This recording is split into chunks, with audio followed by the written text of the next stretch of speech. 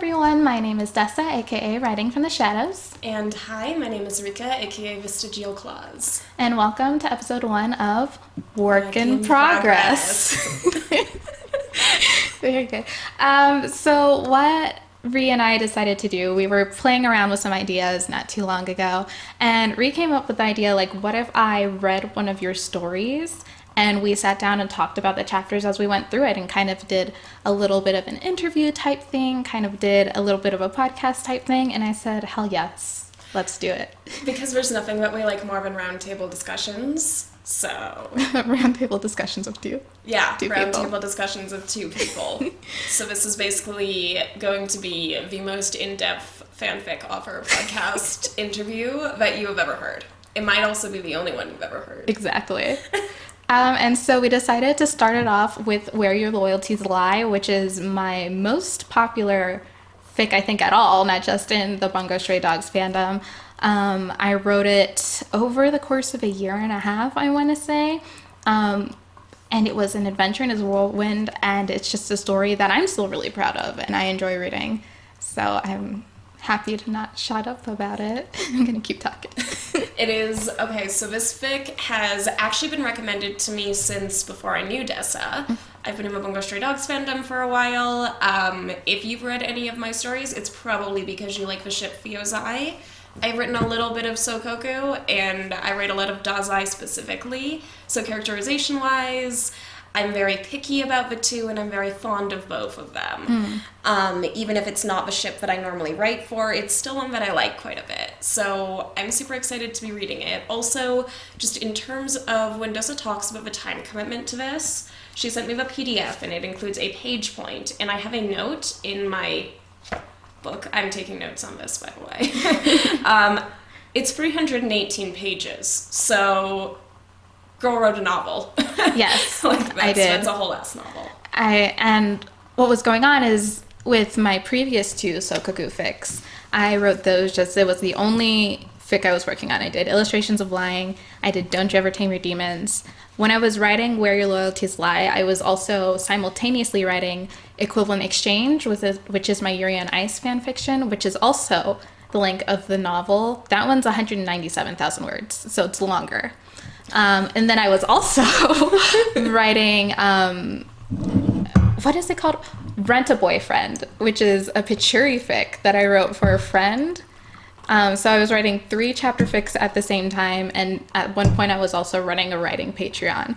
So just the way I was going back and forth between stories was insane. There were times when it would be like a month, 2 months between me, like even last looking at Where Your Loyalties Lie and then planning the next chapter because I had to update other stories. It was insane, and I can't believe I finished all of them.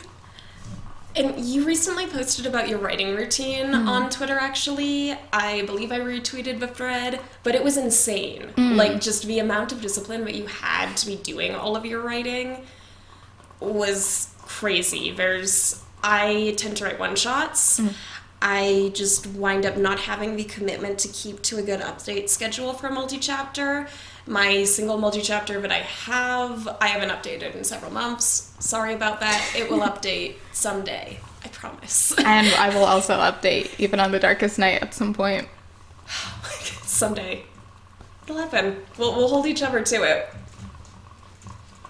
But yeah, so I have been super, super excited to read this one in particular. Again, it's really, really been wrecked to me since before Dessa and I became friends. So the way that we're formatting this is I am going to be reading 1 to 2 chapters at a time. Dessa is sectioning them off for me, so I am basically getting the author-intended cut of this story. So in preparation for today's pilot episode here, I read chapters 1 and 2. I took notes on some things that caught my eye, and I will also be asking Dessa some rapid-fire questions. And I also have my notes open from my author's commentary that I released, I want to say, almost a year ago at this point. And just before we jump into it in terms of spoilers, if you've never read this story before, you're going to want to read at least the chapters that Ree is going to be talking about each episode before listening to this, because we will be talking about those chapters in depth. I have kept almost entirely unspoiled about the story. They really don't know what's going to happen. So I will also be answering their questions with the intent not to spoil them for the end of the story. Dessa has been incredibly tight-lipped on spoilers, and as someone who actually writes with Dessa frequently, sometimes she'll answer things for me in a way that will lead me off on a total wild goose chase right up until the last minute, and it's the most entertaining thing in the world because she straight faces it. Like, I can't do it. When I'm trying to hide a plot twist, it's because I'm going, well, should I do it? How about I tell like 15 people and really make sure the plot twist is gonna land? No, like, Dessa's just full faith, like, full steam ahead, and I'm very, very impressed. So. I really enjoy being the only person whenever I'm writing anything that knows what's going on. So I never spoil things at all when it comes to my writing. We role play together, so Rhea and I will be writing with this character for months, and then suddenly I'll go like, oh yeah, she's been mind controlled for 8 years. That was an actual literal plot twist, and the crazy thing about that, and I'm assuming the crazy thing about this fic, is going to be that you could see whispers of it in this character's behavior through the whole thing. Like, it wasn't something that was like, okay, we need a twist, I'm gonna drop this. It was something that, looking back on this character's behavior, there were very clear signs. So it's going to be very, very interesting for me, both as a friend of Dessa and as someone who really, really enjoys the way she character writes and the way she develops a plot, to talk about this story. Okay. And also, if you would like to ask me as a reader any questions, please hit me and I will. I'll probably have more of those as we go further into the story. This is your spoiler header now. We are going to be talking about chapters 1 and 2 of Where Your Loyalties Lie. If you have not read them yet, please stop here and come back later after you hopefully read them. We will continue to be cute for you later. All right, so let's jump in. Okay, so God, literally my first talking point on here is that 300 pages. Oh my God. But, so, this first observation also kind of comes coupled with a question. It's a really, really obvious one. Louisa May Alcott was not who I was expecting to have walk through that door. So, out of absolutely everyone, first of all, I kind of forget a lot of the guild exists sometimes. Absolutely no offense meant. I just don't write them a lot. They're not characters that I've explored a lot. I haven't developed them a lot, and you don't see a lot of their relationship to the rest of the cast.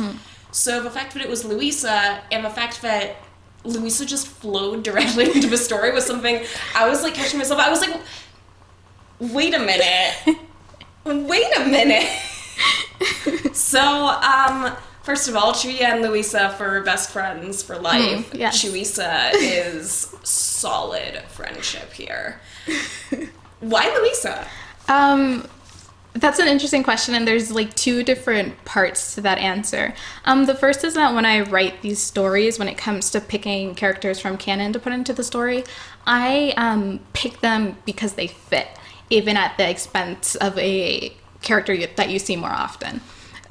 So there's, as the people who have read the story knows, there's this character that's fairly big in the Bungo Stray Dogs story that actually does not appear in this story at all.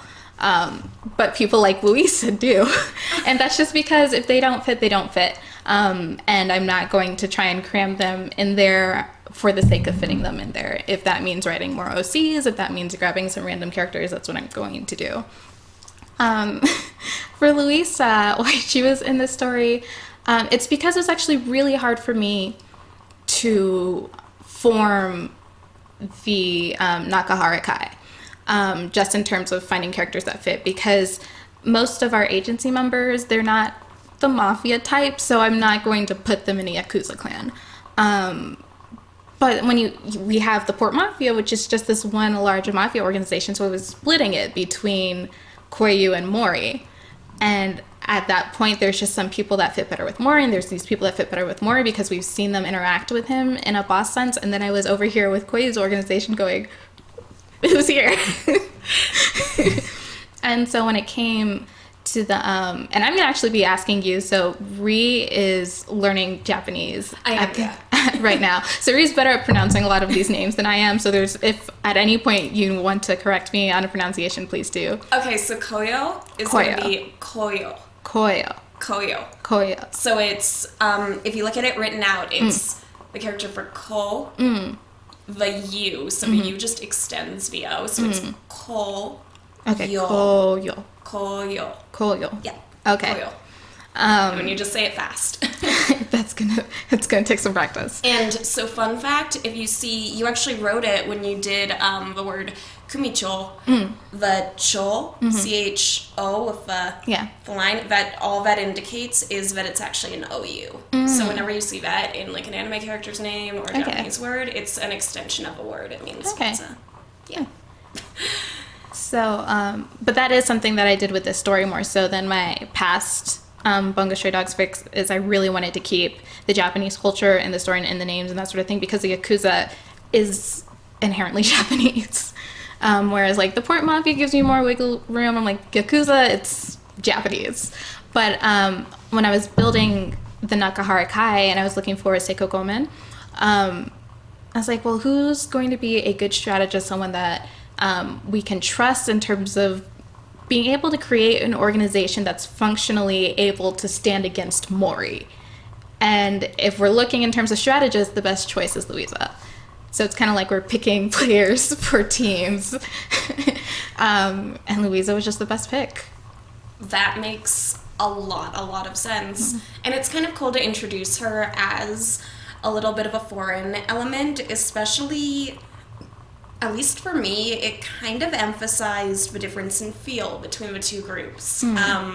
You have Mori leading his organization very much by way of trickery, and the feel from the two is entirely different. Koyo obviously is commanding loyalty and respect, and there's still the addition of Chuya, who is the heir to the name itself, whereas Mori's organization feels a lot more like a business than a family. And as with most things you do, I have absolutely no doubt that this is, first of all, intentional, and second of all, is going to come into play more. But it's very interesting to even kind of look at, because these chapters are very much establishing, like, who are the players, what are their relationships, and just establishing the feels between the two groups in ways that were very subtle, but very much there, was very, very interesting. Also, this is not a question, this is just a statement, but Mafia boss Koyo is fantastic. And actually, there is a question within here. I lied. I just came up with one within this. Okay. So, Koyo is a character who, in canon, we don't get a lot about her. And what we do get is not the most positive qualities. So, with your Koyo so far, you seem very much like you've taken kind of the fundamentals of her canon character, but also sort of built her into her own person for this story.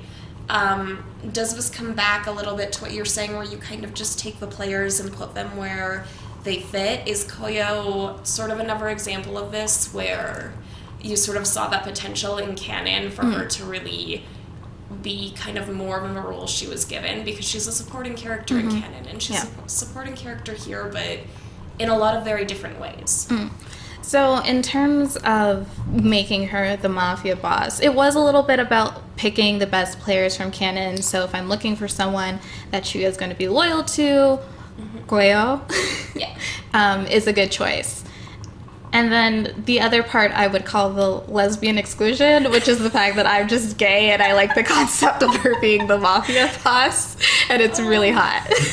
Look, in my lesbian opinion, you're correct. Thank you. You're correct. And then the other part of that is because what's really fun about writing this Yakuza verse, which is why I was surprised that it was one of the earlier fics to be like a Yakuza AU of the Port Mafia, is that we get to keep the characters being like Mafia Black and being hard and being manipulative and prone to violence and like ruthless and that sort of thing, but we get to change their backstory.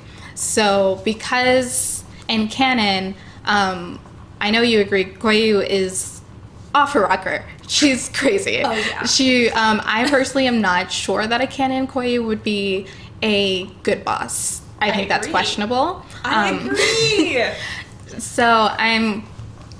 But since I was able to keep her in a mafia, but without that backstory of dying, like seeing her lover die in front of her, which was what I believe was the big crack in the psyche there, it makes her more suitable for a boss role.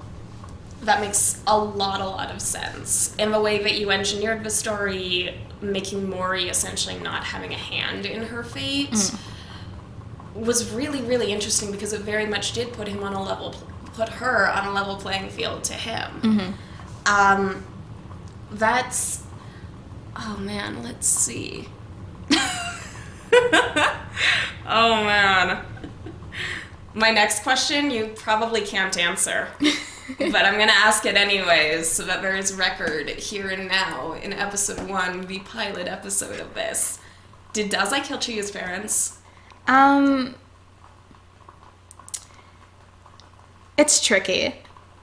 Because, in all honesty, the backstories in this fic are so complicated and intricate and hard to keep track of without like revealing it all at the beginning of the story that I literally had post-it notes of Dazai's backstory like for each age that he was alive, like 16, age 17, age 18. This is what happened to Dazai, and they traveled through my notebook as I was planning the story, so I knew what had happened. And Chuya's, thankfully, I didn't have to do as much to that degree because a lot of it gets revealed early on, but there's just a lot of ways that Dazai and Chuya connect and almost miss that it's just hard to answer. That makes a lot of sense.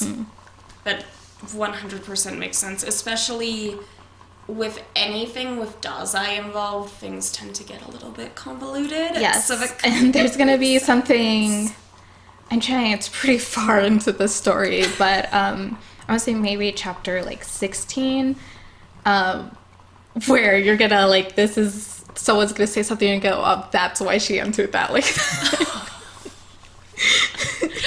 I knew I was picking up on something that was going to happen later. So, some stuff that I really, really enjoyed, just the little scene of Dazai seeing the Chuya picture and essentially going, Chuya Nakahara has hobbies? That just sold me. Like, I love arranged marriage AUs. Like... Don't we all? Oh, gosh, yeah. Like, enemies to lovers is my trope, and there's so many things that can fall under that. In an arranged marriage AU, where you're basically Romeo and Julieting the clans, only if the Montagues and Capulets weren't idiots about it. Like, I dig that. I'm very, very interested to see...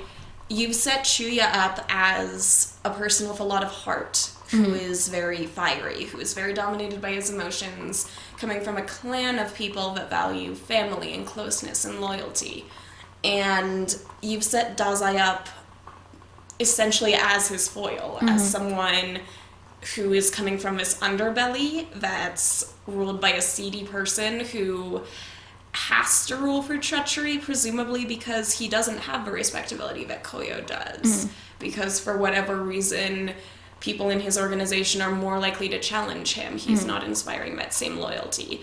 And Dazai himself being poised as that successor, it's just such an interesting way to enter a character dynamic, is having the two be so at odds. So I'm very, very interested to see how much of the way they interact with each other changes over time. Like, I guess I'm interested to see how you deal with the fact that right now you've written two people who are very much poised to hate each other. And this is a love story. Yeah.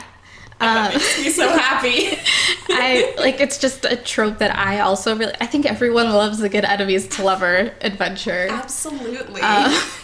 And it's interesting that you mentioned that, because Where Your Loyalties Lie was kind of like I want to round out my Sokoku chapter writing career with just a story that I'm going to really, really love. Because the story that I wrote before that, Don't You Ever Tame Your Demons, I walked into that going, I'm going to challenge myself.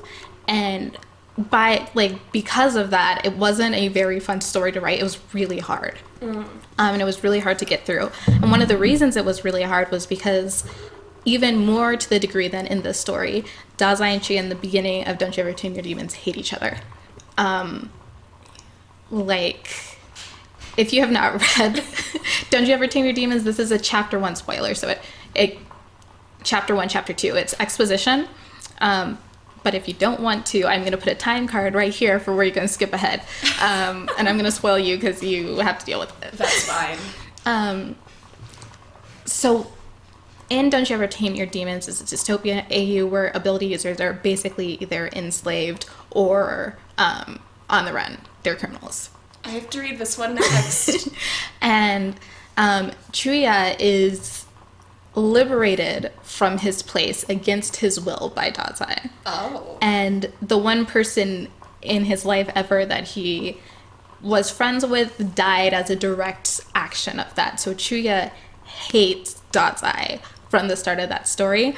And to the degree that people were commenting, we were 3/4 of the way through, and they're like, I don't know how you're going to get them to like each other. They're like, I don't even, can they have a romance at this point? And now I'm writing a sequel where they've been in a long-standing relationship. So I think because I just done that to that degree, I had just the experience to know how to do it. And I just stepped it back a little bit. And I was like, at least they're going to have some sort of common ground this time. That makes sense. And also this one, it's always interesting to write because, surprise, I write a lot of enemies to lovers too. Mm-hmm. And there's always a very stark difference in the dynamic when it's, like you said, something that the other character has personally done versus it being like an overall I hate you because I have to thing. I feel like sometimes it's an easier starting point when there isn't a personal history between them, when it's mostly just a professional history that we're perceiving and of familial hatred. Because getting two characters from the point of you have personally done something horrific to me is just a totally different method of development. Usually it requires one end to change a lot more significantly than I think a relationship that doesn't have that mutual personal hate requires. So I guess when you said that you stepped it back a bit, did you find that you could explore aspects of this dynamic through this fic where their experiences weren't personal a little bit deeper when you think that either a canon verse where they have that personal history or another enemies to lovers where they have a personal history intact would have allowed you to explore the relationship? I think really it was less about exploring how to do the relationship so much as just switching things up for people that had read my stories before, because even though I'd written this anonymously, I still wanted it to, the problem with being a writer who people have read before and they've read a lot of works from before, because I was writing a lot of fics, is how do you keep making it a surprise? And that's how we get things like the Game of Thrones finale. So it's like trying to do it well. And so if you Game of Thrones this story, I'm kicking you out of this house. I don't Game of Thrones this story. But, so one aspect of that was the way that I'm going to address their enemies issue and kind of force them together is through an avenue that I'd never done in one of my previous chapter fics. So I was trying to switch it up, and there were a couple of other really big plot points in the story that are plot points just to throw off previous readers. I like that. That's gotta be really interesting writing with expectations in mind. Yeah, that's right. I wrote this fic anonymously for 5 chapters before I wasn't allowed to do it anymore. Understand. But literally that was because I did this ask me where I was like, send me a AU and I'll write you the plot. And someone had sent me a Sokoku arranged marriage, and I wrote this plot. And that had been right when I was just starting to write Don't You Ever Tame Your Demons. So I just kept thinking about that for like a year. I just kept going back to it and going back to it. I was like, that's such a story. And there's so much I could do there. And so I was like, well, I want to write the story, but I don't want to write it as writing from the shadows, because I was just dealing with a little bit of imposter syndrome, but also I just never had this many people reading my stories before. And it was just so nerve-wracking to have all these people just going, I know whatever you do next is going to be brilliant, and then living up to that expectation. It was just, because I was like, I'm just a hobbyist. I like writing, and I write a lot, and I write novels just all of the time. I have all of these like just never-ending novels on my computer that I write. But it was just like having all those people reading it live and not really knowing how it was going to end was just so stressful that I wrote it anonymously. Live writing a fic is incredibly stressful, especially when you are gaining readership as it's going. Yeah. Well, because the thing was like, there was that like nerves of don't know if I can show up my previous fic. 'Cause Don't You Ever Tame Your Demons, I still think was a fantastic story if I don't toot my own horn. I'm gonna read about one next. Oh, that's exciting. It is like, that is really more your speed actually. But I love Yakuza AUs too. And then the other reason was there was at this time, and I'm sorry to talk about this, but at this time there was a lot of discourse in the fandom writing community in terms of people that were popular fic writers not being as good as people that were not popular fic writers. And it was just like this concept that was circling that popular fics are not necessarily good, they just get recommended a lot. And I myself, like, I've read popular fics that I really enjoyed, but I'm like, this isn't like some Pulitzer winning fic, because we have to hold fic writers to these ridiculously high standards. Not to get on my soapbox, but and so there was like that concern too of like, if I was just now coming into this fandom right now and I posted this fic, would I still get the following?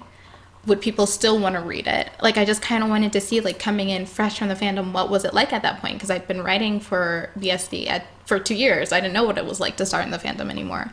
So it was just part of that curiosity as well. But Where Your Loyalties Lie ended up with, like, 300 subscribers, which is way more than any of my other fics, even the ones that ended up getting as many kudos as this one does. This one had the most, just, like, live interaction, which was terrifying. That sounds absolutely horrifying to me. I literally think that the last time I live wrote a chapter fic that I was actually very engaged with, and I'm not counting the views it's currently a little bit unfinished. Almost entirely unfinished. It was when I was writing for Star Wars, and that's when I was 14. And, like, that was a lot of pressure for me. And, look, I was writing for the Star Wars Expanded Universe, like, 5 people like that. So it's not like I had all of that pressure. So with that in mind, talk a little bit about imposter syndrome and how you personally have dealt with it in some ways. I know that's something that permeates pretty much every aspect of content creation. Basically, I've never talked to anyone who has been like, yeah, I'm super confident in my works, and I think they super belong to be here. For anyone listening to the audio, just FYI, our video just shut off. I think we have like 30-minute intervals. Yeah. So we just had to do that, and I'm actually going to set a timer for the next 30 in case we keep talking that long. Sounds good to me.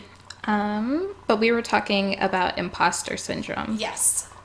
And how basically everyone creating content doesn't feel like they have a right to create that content. Because most of us are hobbyists. And also because I think that a lot of us judge ourselves on some very harsh standards when it comes to the content that we create. despite being hobbyists?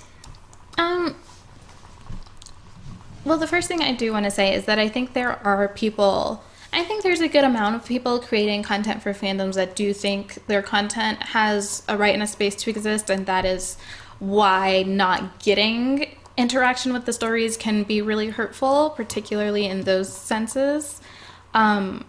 But I think there's just a couple of different layers and a couple of different types of imposter syndrome.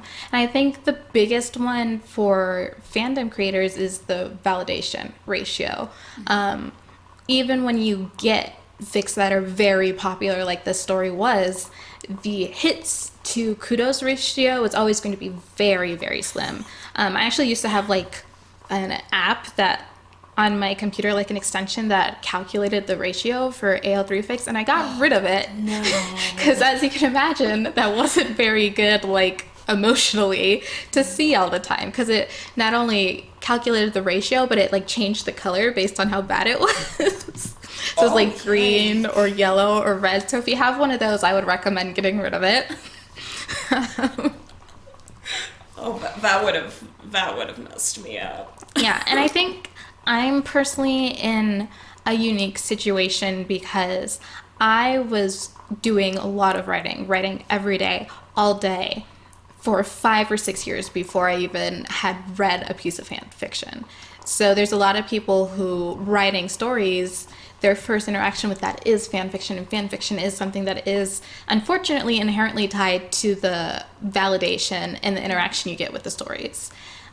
So I think because I had grown up writing stories that nobody has to this day read, I am the only person that knows anything about these stories, and it's going to stay that way because those ones were horrible. Oh, I feel that. And I was doing that for 5 or 6 years, and then suddenly people were also going, oh, hey, I like this too. For me, it's just like I have a really flipped conception of it because, and I still to this day, in terms of the writing I do, even now that I'm role-playing every day, almost all day, I want to say 70% of my writing is still just stories I'm writing for myself on my computer that no one's ever going to read. So it's just like every now and then I go like, hey, you can read this, and people are like, oh, this was fun. And that's how I interact with my fanfic. So I'm not really, like, I don't have a very common background in terms of fanfic writers, so I can't say that I have really any, like, place to stand here and give advice in terms of that sort of experience. That makes a lot of sense. I mean, I do think that it's worthwhile to gain from that writing for yourself and writing your own interests and writing things that you like is a really important thing when it comes to interacting with your stories. Mm-hmm. It can be super, super stressful to keep an update schedule. It can be very stressful to think of fan reception, and I think that, like, you can definitely tell when an author enjoys their content too, and when an author, I guess, writes enough of their own content to feel secure when maybe they're writing things that aren't necessarily their favorite too. Like everything that I've ever read from you, including the fact that, so Dessa and I are literally essentially on this roleplay server pretty much every day. Like, it's not pretty much every day. Every day. The pretty much is all day. Pretty much all day, every day, pretty much all day. And, like, we are basically developing these character relationships daily. Which actually leads me into another question here. You thought you were done. You thought that I was finished. We're like, so we started at We Were Loyalties Lie chapters 1 and 2, and I was like, okay, exposition questions done, tell me about imposter syndrome. So now we are, of course, going to touch on, I'm not the only person who thinks your character writing is awesome. I know that you've gotten asks about it, you've gotten a lot of discussion about the fact that just the way you write and develop characters is very interesting. I'll probably be asking you more about it through this podcast, just because I love it. But what is it like developing a canon character for an alternate universe fic? I do it as well with a lot of mine, but everyone that I've talked to about it has different methodology. So for me, it's what's interesting about my approach is I don't write in canon. Bungo Stray Dogs is the series that I've written the most canon fic for because I've gotten commissions for it, and because when I was running my Patreon, people would prompt it. But other than that, whenever I'm picking 100% my own story, I'm writing an AU. So that's all I do is I take canon characters and I plot them in my world and I go, I'm God now, and this is how the story works.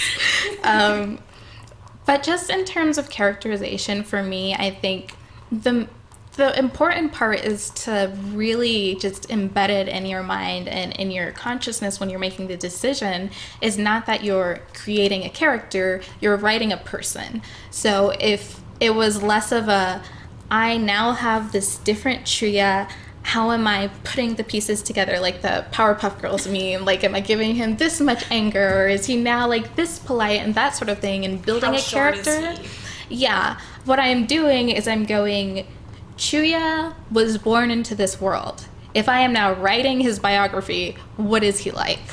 So it's kind of letting just from really engaging with the characters, not just in canon, but also in reading fics, because you read fics where you disagree with the characterization. That means in your mind, there's a Chuya that has this characterization aspect. You just have ingrained in you through interacting with the media and interacting with the fan content who this person is.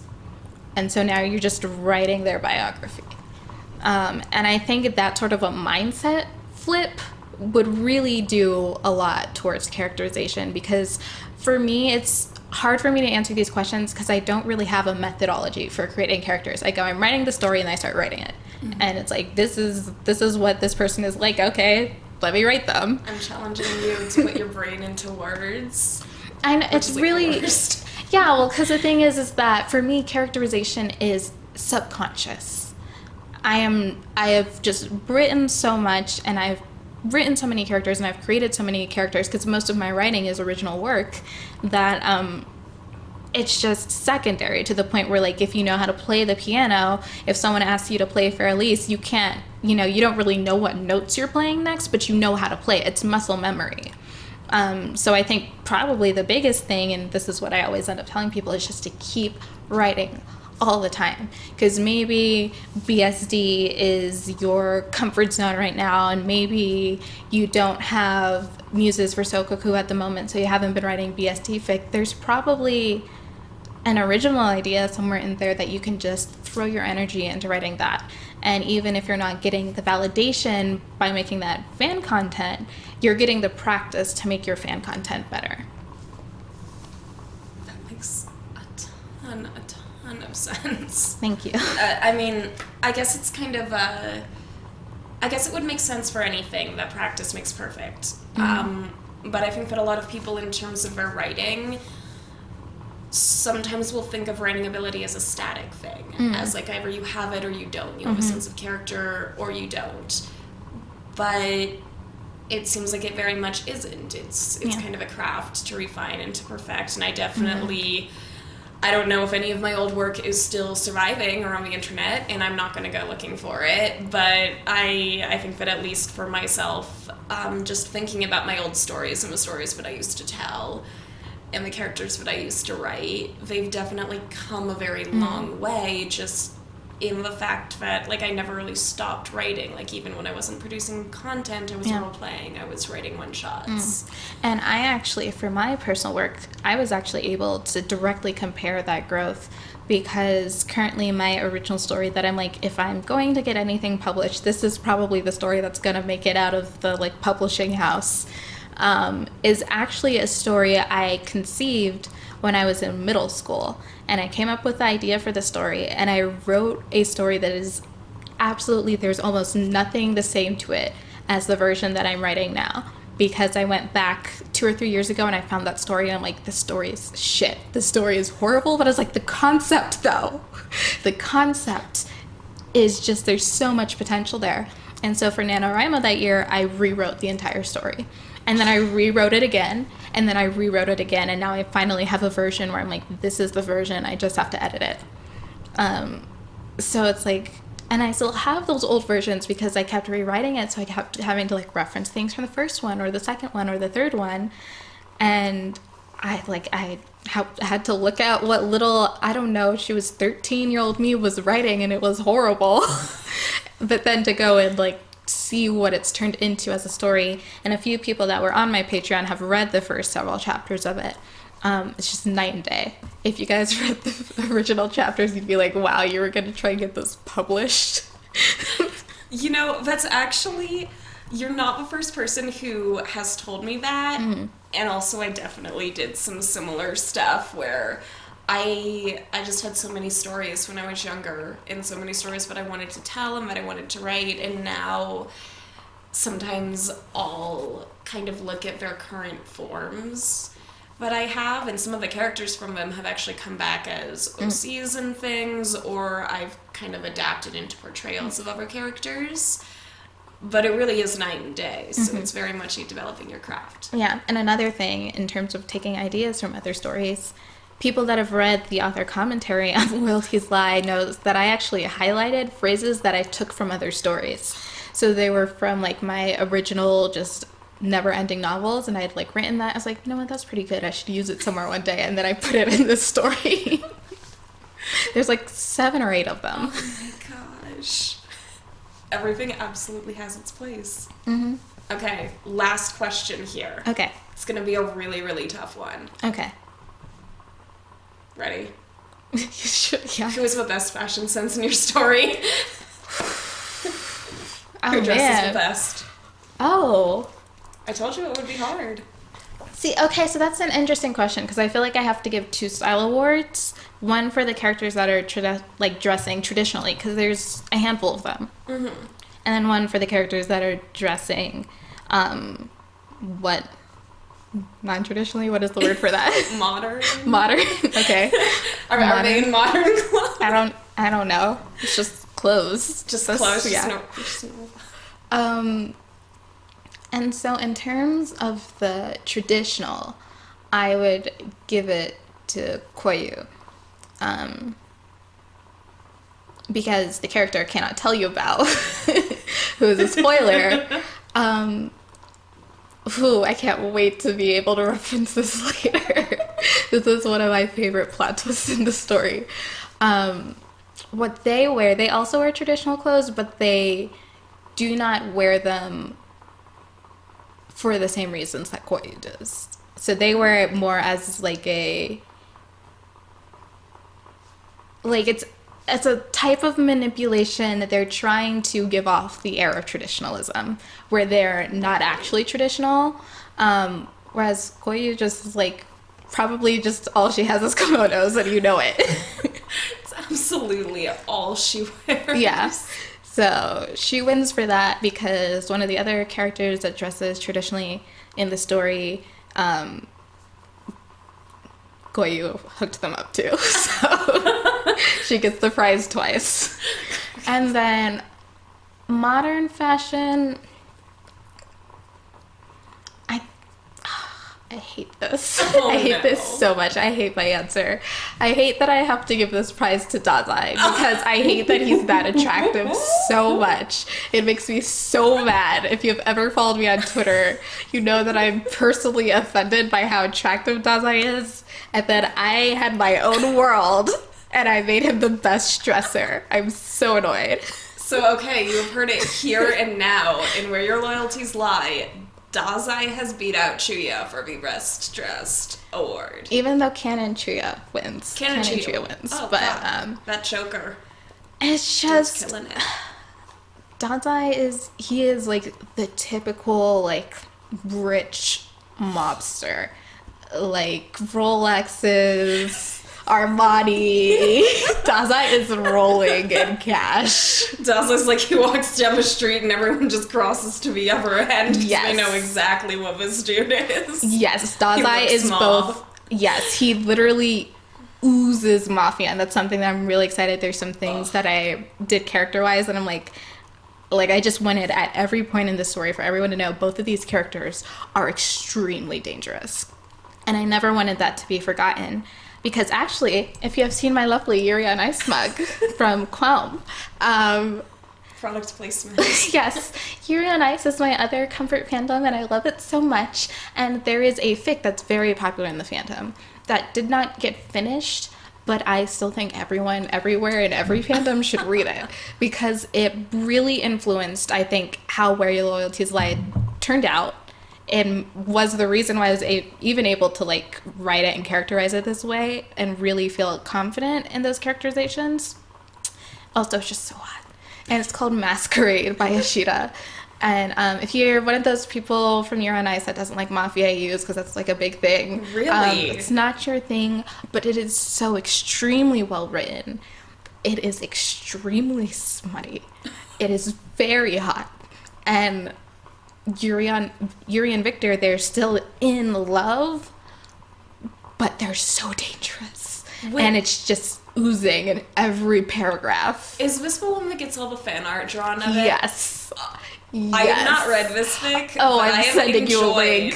The fan art. I'm sending you links for that one. And then I love Ashita. Ashita is like just writing skills off the charts. Ashita also wrote another story that did not get finished, but I still think is worth reading up to where it is, called Money Shot. I will let you take in that title. Yuri is an MMA fighter. Okay, so I actually love Yuri on Ice, right? And Mafia AUs were my favorite part of Yuri on Ice. I have so many recs. If you want some Yuri on Ice Mafia AUs, go to my AO3 page. I think I have like almost 700 bookmarks. So there's a lot of recs up in there for a lot of different fandoms. If you like Frost Iron, you're welcome. I actually do like Frost Iron. I wrote Frost Hawk back in the day, but I liked Frost Iron too. Frost Iron was definitely on there. God, now I'm thinking back to Marvel days. Let's not. No. Let's stay we have a shrine, yeah. We do. We have a bit of a... Anyone who's just listening to the audio of this can't see the shrine, but we will post pictures of it on Twitter, most likely. There's a little Mafia Sokoku shrine here. It's a little incomplete because the only chia bean that I have... I should have brought up my Q bean. Oh, you should have. So I just got a Q bean for Hanukkah. So I forgot that I have them. Yumino Kyusaku. They're my murder child. We love them. We've adopted them. They're just... I just want somebody to let Q know that I love them. And then I want to give them a hug and hope they don't kill me. Yumino Kyusaku has 2 lesbian moms in America. Hallelujah. Open. We have a futon, dude. We have a futon. You can come over here, little dude. They really can't. They can. We're fine. You can live on our But do you have any more Where Your Loyalties Lie questions? So, for now, I do not. Okay. I'm excited to read more. My overall comments are that I'm not shocked at all by how fucking great your writing style is. I write review all the time, so I know how great it is, but also getting to read it as opposed to just role-playing with and interacting with it is still a very different thing. So kind of just seeing you let loose and do like your novel writing style is so cool for me. Thank you. You're welcome. And also, a final point of note, in the fact that Dazai is the most unfairly attractive asshole known to mankind, and we here hate him, I've actually made that a little bit worse for Dessa. I write the Dazai in our roleplay universe, and he may come up in reference a few times to this because he's a mafia boss Dazai. So I'm very interested to see your characterization of the stupid, sexy mafia bastard. I'll be interested to see what your thoughts are on the characterization, because we call their mafia boss Dazai, we call him Boss Zai. He is. Because this is definitively not Boss Zai. So I'll be interested to see what your take is on him. I love watching how different people interpret Dazai. Yes. The thing about that character is if you get a room full of like 10 people who love him and ask them all to tell you about Dessa, you're gonna get 10 different reasons why someone loves a character, and you're gonna get 10 different descriptions of the dude. You have something to say. I think Boss Eye makes cameos in Don't You Ever Tame Your Demons. I think you will really see shades of Boss Eye, because when Boss Eye first showed up, I was like, he reminds me of Don't You Ever Tame Your Demons. I'm like, honestly, I would not be surprised if that's what his universe was. We write a multiverse. Someday we're gonna have to just talk about this roleplay verse. There's a lot of verses. So much.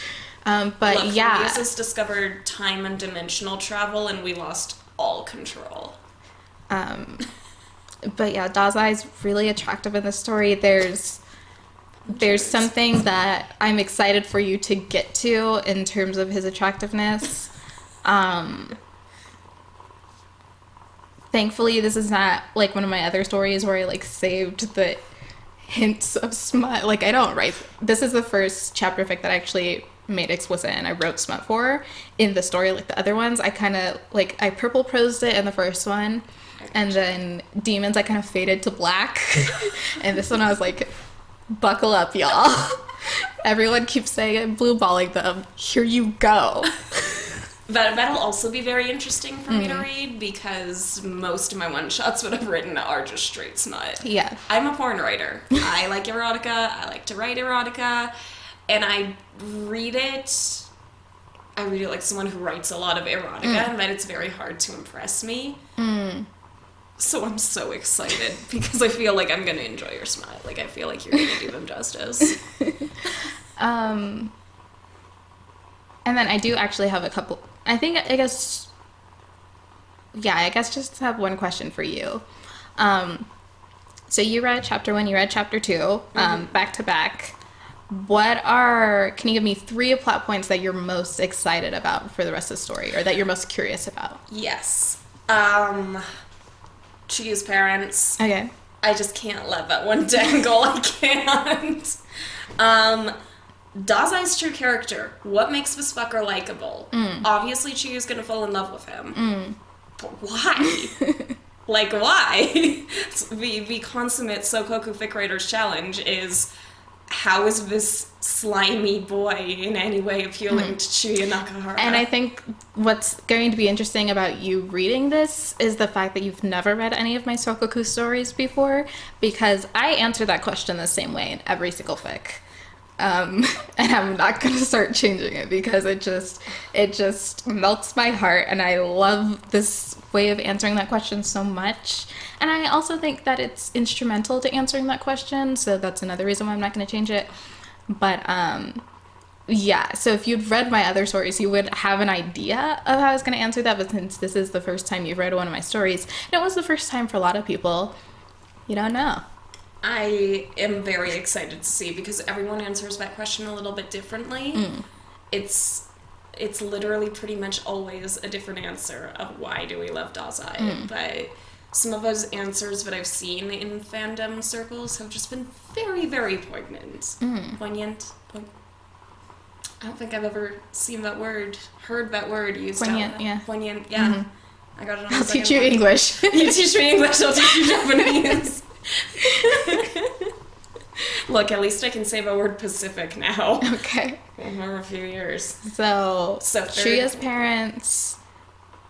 Why do we like Dazai? Do we like Dazai? And picking just 3 is hard. Now I have to like. You can give me 5 if you really want 5? to. Yes. Okay. I want to know how Mori came into power. Like, I want to know more about the structure of that organization and why there's absolutely no one, like, with the family name currently active in that organization. I want to know what Q is up to. That's just me, though. That's just, I'm like, where's my child? Where's the murder kiddo? Say a swift prayer for Kyusaku being in Nakahara Kai. Let's see, that's 4, so now I have 1 more.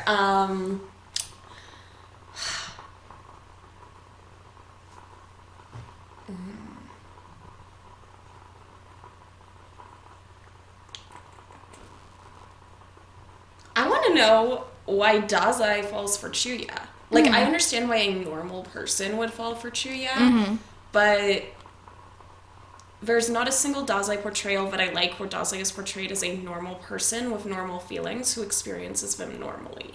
So all of the reasons that, like, I can think of why I would be like, Chuya Nakahara wife me, are not all things that I mean, that even when I've written Sokoku, that I apply to my own portrayals of Dazai. So I'm always very interested in, I guess, how you trap a Dazai into a ship. Like, how do you convince that Dazai that not only does he want to be in a romantic relationship, but that, like, he's invested in it? So I can give you a bit of an answer to that one. It's going to be a vague, like, non-spoiler answer. But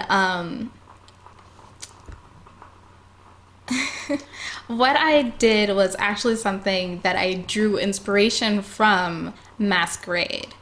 So if you've read Masquerade, you know where I approach this fic from that direction as, like, I want to kind of create the environment that Yuri and Victor have in Masquerade, and I want to put people that are currently enemies as opposed to former enemies in that environment. And that's what happens to Dazai and Chuya. So it's something that when we get to that point in the story, I'm really excited to break down more with you, because I think as it's happening, it'll go, oh. I'm so excited to read more of this.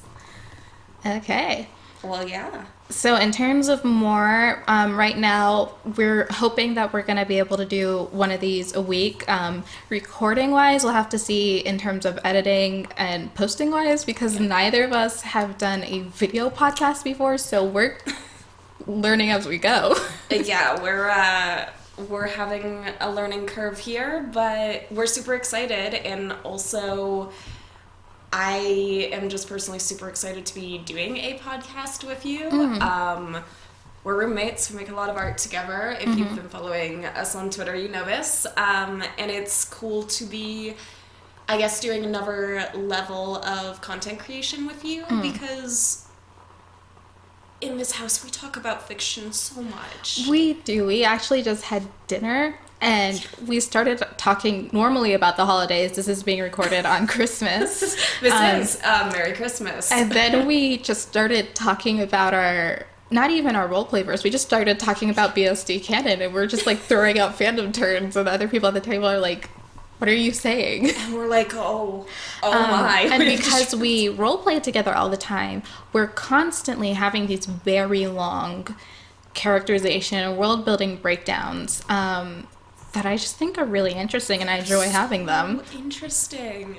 And we do it a lot, so it's like, might as well share at some point. And then another thing that I actually haven't mentioned to you that I want to do as we move into the future episodes is take questions from you as well. So if you have something specific about the story and the way I wrote it, or if you have a question specifically about the chapter. So if you were in Ree's position and you were reading this chapter, what stuck out to you? I am going to, I'm going to find some way for you to give those questions to us. I have to brainstorm. We'll find some. But by the time I post this, there will be an answer maybe over my face. We'll be able to do the give us a comment dance. We're not doing that. We're not doing the like, comment, subscribe. We're not. I'm not smash the like button. I'm not doing that. I'm not. I had a very short YouTube career. It was very short. I'm not getting into it. Everyone, just smash that like button if you want more League of Legends streams. No, please. Okay. So yeah, that's another thing I'd like to do in the future is get questions from people listening to this and hopefully liking it, and wanting more of it. Let us know. And then when we finish this story, if this is still something people like, Ree's mentioned they want to read Don't You Ever Tame Your Demons, but also we kind of are interested in doing just some general writing chat podcasts. So if that sounds like something you'd be interested in, let us know. Definitely let us know. Seriously, we talk about this all the time. And really, we've got some really, really interesting discussions out of it that always kind of wind up being a little bit relevant, both in terms of writing advice and in terms of just how we develop characters together is very interesting. Just the other thing that I wanted to say about what we're hoping to do with this podcast is, since we're hoping to record one a week and hopefully we can edit one a week, hopefully it's a weekly podcast. Yes. Hopefully being the operative word. Maria and I work, not full-time, but I have a lot of work, and Ree is going to school, so once the holidays are over, that might get a little wonky, but fingers crossed, you'll be getting at least 2 a month. I know I can do every other week, for sure. Oh, for sure. But hopefully every week. And we are, I mean, there's a benefit of us living together. Yeah, and it'll be interesting to hear from you how those cliffhangers hit you, because you only have to live with the cliffhangers for the week. I made these people wait like 2 months. Yeah, I was like, here you go, bye. That's actually my final note in my notebook is cliffhanger. So we're basically going to leave you guys every podcast with a weekly cliffhanger. Yeah, well, that's just one of the ways, because I've mentioned this to Ree before, and I've touched on it a little bit in asks on Twitter and Tumblr, but when I do create fan fiction, because I'm switching over to this is something that I want people to interact with it, there are things that I consciously do to drive interaction. So one of those things is every time I start a chapter fic, the first chapter is the shortest one, because it's just I'm trying to get you interested. It's like a teaser, like a cold open. I write a shorter chapter 1, and then a slightly longer chapter 2, a slightly longer chapter 3, and then the chapter count just starts increasing the entire way through. Which, if you've read my stories, you get to chapter 10, you're like, oh my god, this was 15,000 words. I'm like, ha, caught you. And that's a conscious decision I do when I format my stories. The other thing that I do is end chapters on cliffhangers, because we're writing a fan fiction is a entire story, but since we're releasing it in this work in progress format, it's like, for those of you that have watched the show, it's a season of Criminal Minds. You have one thing happening each episode, but there's an overarching story. And so when you end it on the cliffhanger, they want to watch the episode next week. Which is also just a very, very good way to write a story. So yeah, very excited to leave you all cliffhanging. What was the cliffhanger here? The cliffhanger on this one was, it was Dessa Chuya. Married, yeah. Was we're getting married. We left a gift. Yeah, Dessa's gift is another thing. I'm so interested to see where Dessa's gift goes. That was so pointed. Yeah, that was real ballsy on Dessa's part. But it's Dessa. He's a bastard. He really is. And even if he's even if Chuya doesn't like the gift, it's also a don't fuck with me. Is kind of also what it is. Yikes. Oh, I almost forgot to mention this, because when you were asking your 5 questions about the one about what makes Chuya fall for Dessa, what makes Dessa fall for Chuya, and how do they get together, I think another really big part of that in terms of my writing is that I I conduct the Chuya is clever as hell train. And so I think when you have a character that's emotional and has some impulsive reactions, getting over those hurdles is going to be more difficult if they're not as clever as Chuya is. So, Chuya's smart. A smart dude. He's a schemer. He's a smart dude. He's just, anyone looks stupid next to Dessa. It's like Dessa was sitting right here and we both look like idiots. Oh, yeah, absolutely. It'd be like, oh, how do you write? And he'd be like, actually. But also, we'd look like nice people. We would not look like bastards next to him. I don't look like a bastard. I don't look like a bastard either. Then what was the point of that? He would make us look even nicer. The point of that was I was trying to dunk on Dessa for being an awful human being. But that was it's almost a backhanded compliment. And I just dunked on us on accident. It was like, have I been a bastard? Dessa is such a bastard, but even we look nice next to him. That's what it sounded like. The best thing about doing a podcast with me is that sometimes I don't think before I speak. Okay. Well, with that said, we're gonna shut up now. We are, for once, going to stop talking. This is gonna be a nightmare to edit. I'm so sorry. But I'm excited to try. Never done an edit of this before, so here we go. Yay. But with that said, if you've reached this far, dealt with our shenanigans, thanks so much for interesting. Thanks so much for watching. We hope this was interesting, is how English works. Thank you for watching. Thank you for listening. We hope that you tune in for a weekly and or bi-weekly writing podcast from us. And another thing, I probably in the tweet that I tweet this out on, let us know if you would like these posted on one of our Twitters, or if you think it would be easier for us to make a Twitter account specifically for this podcast. Because if you want a different Twitter account, I can make a Twitter account. I like Twitter accounts. Yeah, Dessa's really great at social media management. I do it for work. I know, right? But I learned how to do it from fan fiction. So, fan creators, write that in your CVs. We're going to touch on that in an episode. I'm going to have you go through that thread where you just give people career advice. Happy to help. It's so good. But yeah, thank you so much for listening. Thank you so much for watching. And we will be back, hopefully next week. Thank you so much, guys. Bye.